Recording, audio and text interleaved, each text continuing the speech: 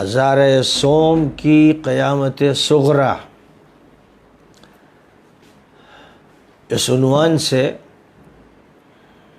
Doctor Abdul Aziz مصطفیٰ کامل کی کتاب کا ترجمہ جو 2003 میں پیش کیا گیا تھا، کتاب 1999 میں لکھی گئی تھی، اس کتاب کا مقدمہ کل پیش کیا گیا۔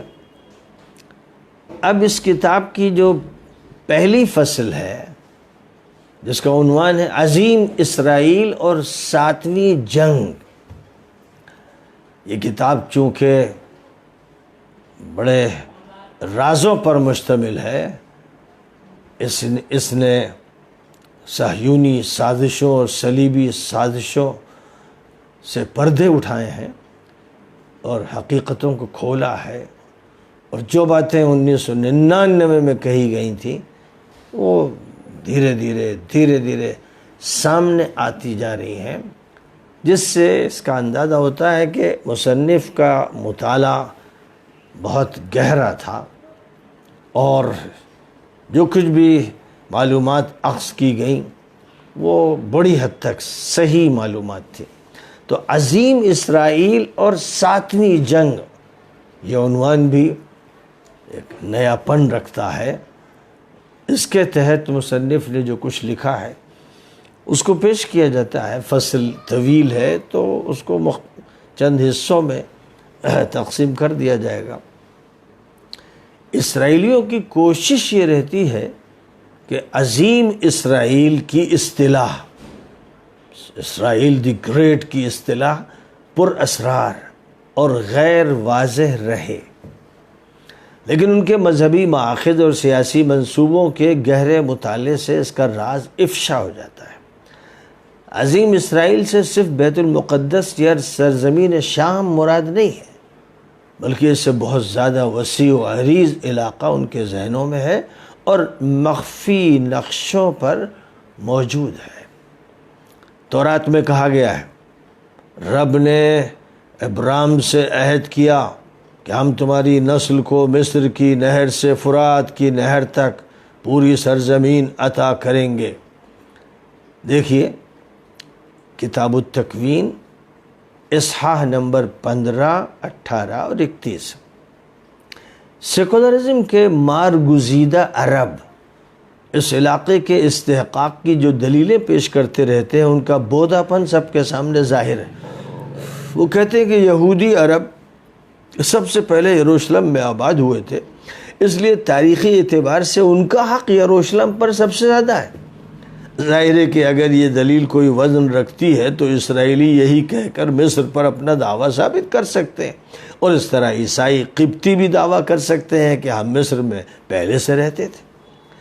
یہودیوں کا دعویٰ ہے کہ وہ خدا تعالیٰ کی منتخب قوم ہے، وہ سلیکٹڈ ونس ہے، اور یروشلم سرزمین موعود رب کی سرزمین ہے۔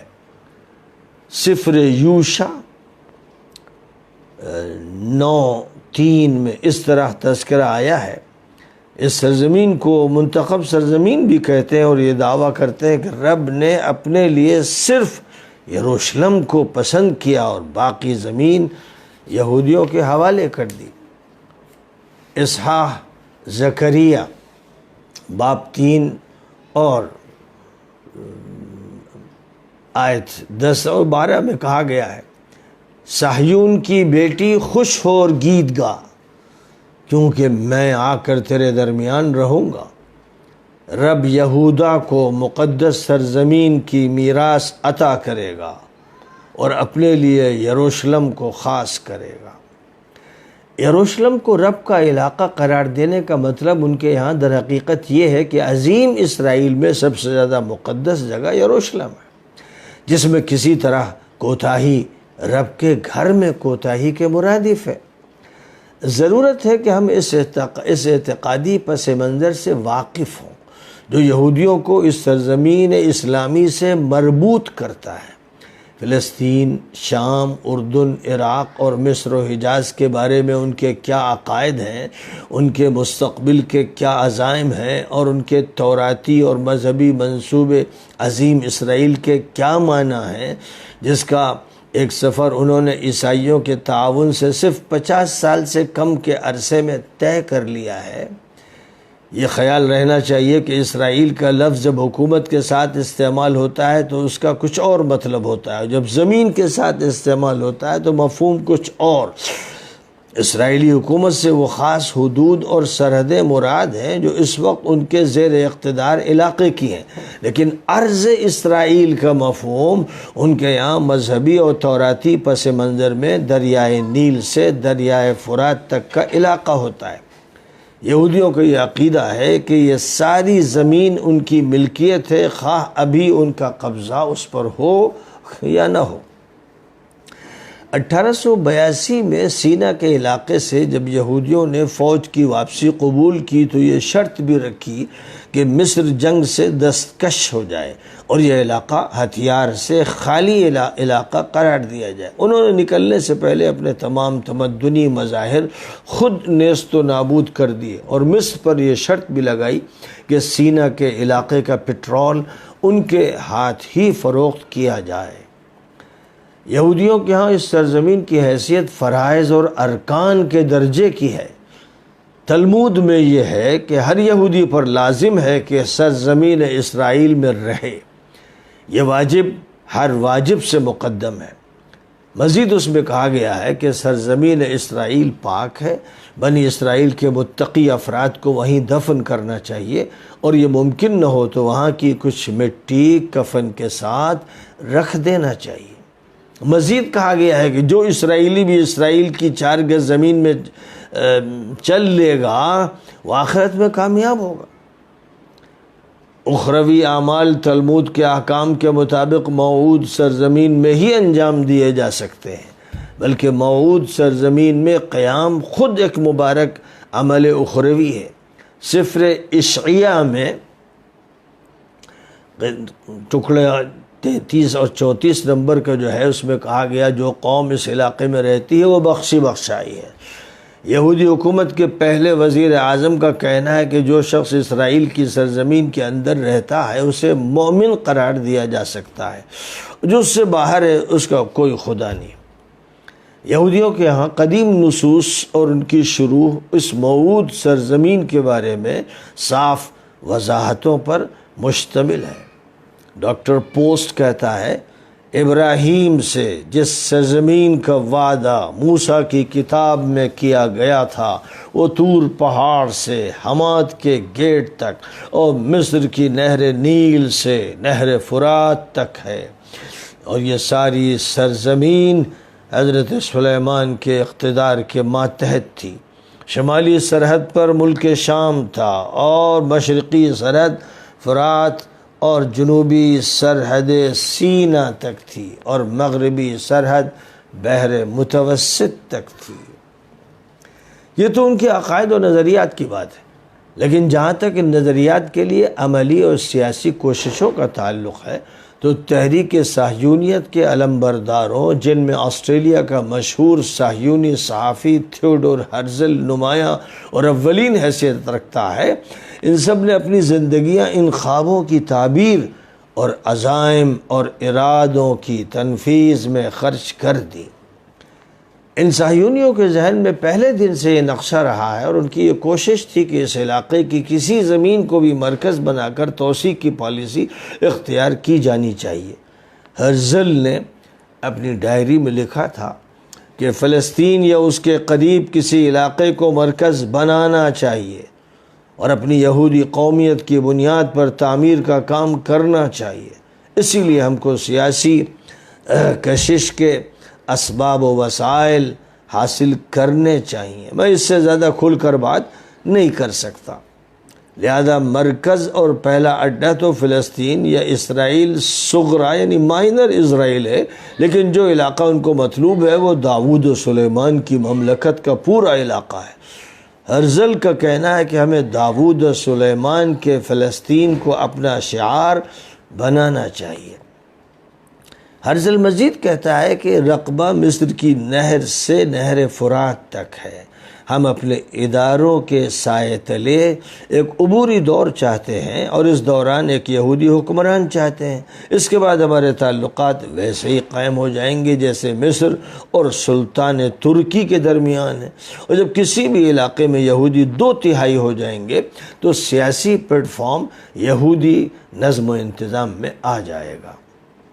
یہاں ہمیں ذرا ٹھہر کر دیکھنا چاہیے کہ تقریباً 1 صدی پہلے جب سرزمین فلسطین میں یہودیوں کی بستیوں کا دور دور تک کوئی امکان نہیں تھا، چند جوانوں نے جو خواب دیکھے تھے وہ کس حد تک اور کتنی جلدی پورے ہوئے، اس کے پیچھے کیا اسباب اور عوامل کار فرما ہیں۔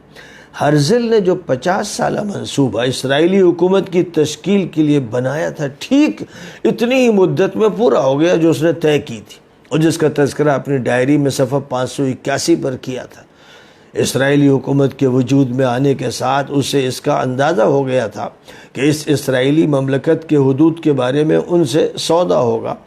1947 میں جب اقوام متحدہ کی ایک انٹرنیشنل کمیٹی اس سلسلے میں تشکیل دی گئی تھی، اس وقت یہودی نمائندہ ہاخام فش مین نے ایک نقشہ سامنے رکھا تھا جو یہودی مملکت کے حدود 4 کی وضاحت کرتا تھا، جن کو مذہبی طور پر اور تورات کے وعدوں کی بنیاد پر یہودی اپنا حق سمجھتے ہیں۔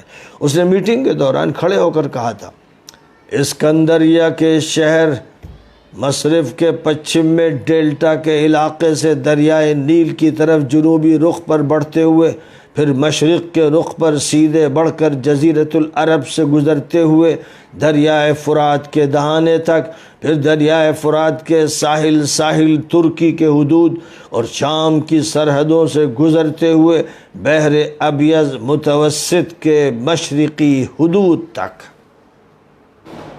یہ جغرافیہ ہے، یہ ہے جس کا نقشہ وہاں پر دکھایا جاتا ہے، پیش کیا جاتا ہے۔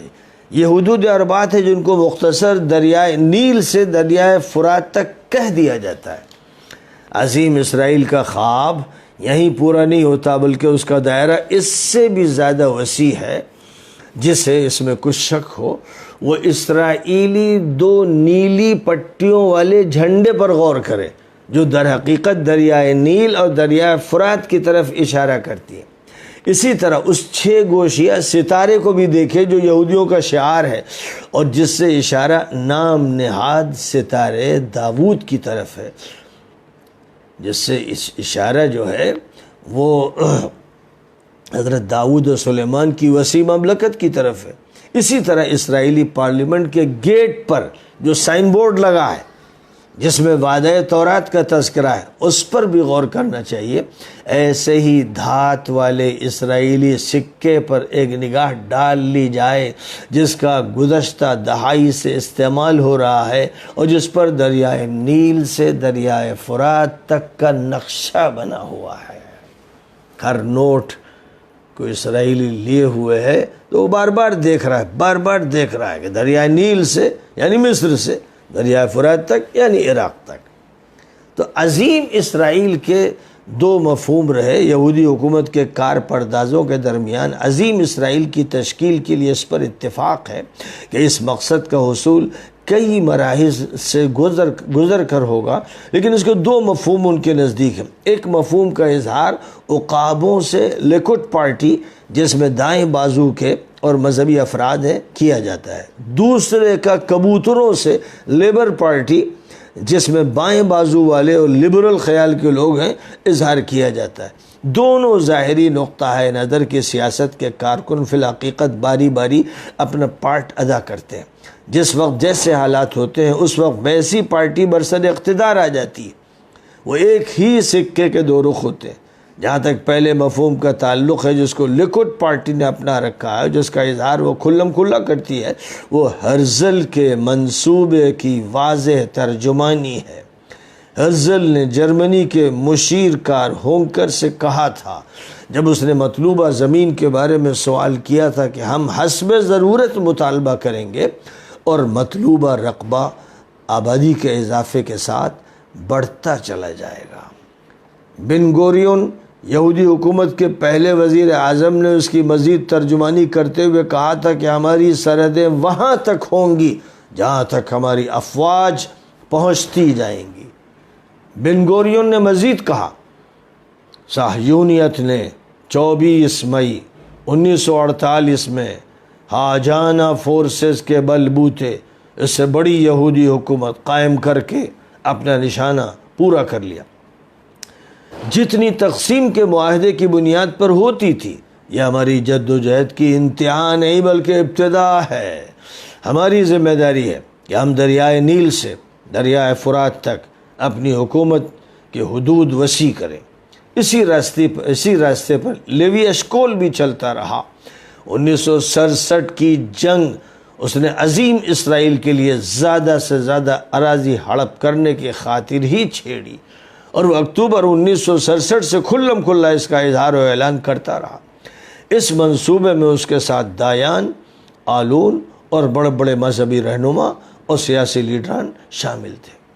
گولڈا مائر، جس کو اسرائیل کی مرد آہن کہا جاتا تھا، صاف کہتی تھی کہ اسرائیل کو شرق اوسط کی سب سے بڑی اور طاقتور حکومت بننا چاہیے۔ اس کے بعد بیگن نے بھی انہی جذبات و خیالات کا اظہار کیا۔ وہ اپنی کتاب انقلاب میں لکھتا ہے، تورات کے دنوں سے سرزمین اسرائیل انبیاء اسرائیل کی زمین ہے، بعد میں اس کو فلسطین کا نام دے دیا گیا۔ ہمیشہ سے نہر اردن کے دونوں کنارے، جنوبی لبنان اور شام کے جنوبی مغربی علاقے اسرائیل کا حصہ رہے ہیں۔ اس وطن کی تقسیم غیر قانونی ہے۔ افراد اور تنظیموں کی معاہدوں پر دستخطیں بے معنی اور باطل ہیں، اور سرزمین اسرائیل قوم اسرائیل کو ہمیشہ ہمیشہ کے لیے مل کر رہے گی۔ جہاں تک لیکوڈ پارٹی کا لیڈر شامیر کا تعلق ہے تو اس نے بیگن کے بعد زیادہ کھل کر پناہ گزینوں کو مخاطب کرتے ہوئے کہا تھا، عظیم اسرائیل میرا عقیدہ اور خواب ہے، اس کے بغیر ارض المیعاد یعنی سرزمین موعود کی طرف واپسی مکمل نہیں ہوگی۔ وہ اپنے اسی منصوبے اور اس کی ترویج کی بنا پر وزارت عظمیٰ کے الیکشن میں کامیاب ہوا تھا۔ 1996 میں بنیامین نے بھی اپنے اس انتخابی منشور کی بنیاد پر کامیابی حاصل کی، جس میں اسرائیل کی ایک بالش زمین سے بھی دستبرداری قبول کرنے کی گنجائش نہیں تھی۔ ظاہر ہے کہ جب لیکوڈ پارٹی کا یہ حال ہے تو دیگر مذہبی متعصب تنظیمیں اور طاقتیں اسرائیل کی زمین کے کسی حصے سے دستبرداری کو ایک ایسا جرم قرار دیتی ہیں جو مستوجب قتل ہے۔ اسحاق رابن کے قاتل آمیر نے یہی کہا تھا کہ میں نے اس لیے اس کو مارا کہ اس نے سرزمین اسرائیل کے ساتھ خیانت کی تھی۔ دوسری بات یہ ہے کہ یہودی سیاستدانوں نے ہمیشہ اس پر زور دیا ہے کہ یہودیوں کو قلت تعداد کی وجہ سے اپنی علمی اور ذہنی صلاحیتوں کے ذریعے خلا کو پر کرنا چاہیے۔ بن گورین نے کہا تھا، ہمارے انبیاء نے 3000 سال پہلے کہا تھا کہ تم لوگ تعداد میں کم ہو، اس لیے اپنی ذہنی فوقیت اور صلاحیتوں سے تمہیں کام لینا ہے۔ مزدور پارٹی نے ہمیشہ اس نہج پر کام کیا، اور اس کا سب سے بڑا داعی شمون پیریز افعی خصلت رہا ہے، جس نے کبھی امن معاہدوں اور کبھی نیوکلیائی طاقت کے زور پر، جس کا اسرائیل کے لیے وہ اولین موجد اور منصوبہ ساز رہا ہے، پڑوسی قوموں کا خون چوسا ہے۔ شمون ہمیشہ عظیم اسرائیل کا اعلان کرتا رہا ہے۔ اس کا مطلب یہ ہے کہ اسرائیل پہلے علاقے کی سب سے بڑی طاقت بن جائے، پھر مسافت اور رقبے میں توسیع کی بات ہوتی رہے۔ تو اس نے 2 محاذوں پر کام کیا، ایک یہ کہ یہودی طاقت و قوت میں اضافہ، دوسرے یہ کہ دوسری عرب پڑوسی حکومتوں کو ہر ممکن طریقے سے کمزور کرنے کی کوشش۔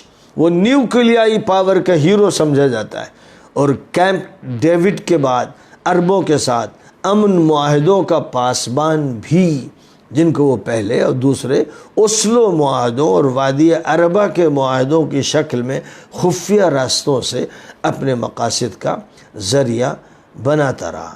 1991 میں اس نے جب اپنے امن منصوبوں کا اعلان کیا تھا تو اس کی ساری توجہ کسی بھی صہیونی لیڈر کی طرح فوجی اور اقتصادی خطرات سے یہودیوں کے تحفظ پر مرکوز رہی۔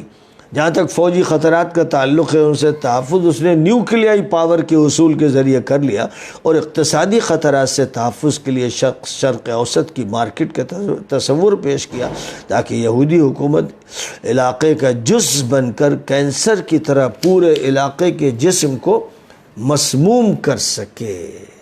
شمون پھر اس کا خیال ہے کہ شرق اوسط کی مارکیٹ مختلف صلاحیتوں اور سرمایوں کا مجموعہ ہوگی۔ ترکی، شام اور عراق کے دریاؤں کا پانی، مصری اور فلسطینی قوت کار اور خلیجی پیٹرول، دولت اور اسرائیلی ذکاوت و ذہانت اور تجربہ، اس سب کے مجموعے سے شرق اوسط کی نئی مارکیٹ وجود میں آئے گی۔ بہرحال آج کی مجلس میں اسی پر اکتفا کیا جاتا ہے۔